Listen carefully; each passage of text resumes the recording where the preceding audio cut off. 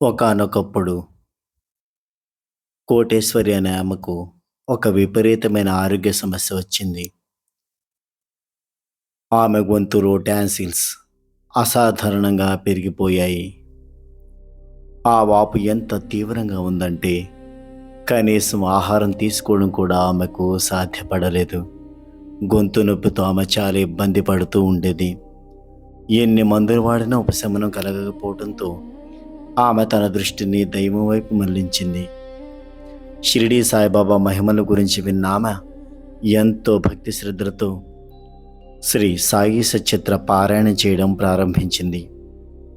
ఆమె పారాయణం మొదలుపెట్టిన కొద్ది రోజులకే ఒక పవిత్రమైన గురువారం రాత్రి ఆమెకు అద్భుతమైన కల వచ్చింది. ఆ కలలో ఆమె ఒక ఆసుపత్రిలో ఉంది. అక్కడ ఆమెకు వైద్యం చేయడానికి వచ్చిన వారు సామాన్యులు కారు. సాక్షాత్తు సాయిబాబా డాక్టర్గా, గ్రామదేవత పోలేరమ్మ నర్సుగా, క్షేత్రపాలక స్వామి కాంపౌండర్గా ఆమెకు కనిపించారు.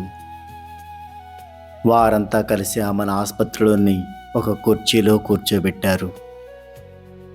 ఆపరేషన్ అంటే భయపడుతున్న కోటేశ్వరితో నర్సు రూపంలో ఉన్న పోలేరమ్మ అమ్మవారు చనువుగా, భయం లేదు, నోరు తెరు అని ధైర్యం చెప్పారు.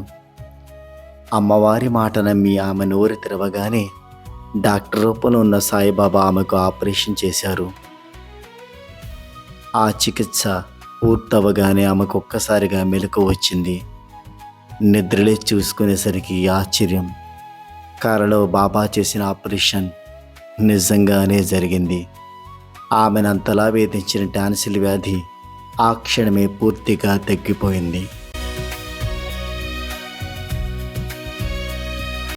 సాయి సచ్చరిత్ర పారాయణ మహిమ వల్ల ఆమె సంపూర్ణ ఆరోగ్యవంతురాలైంది.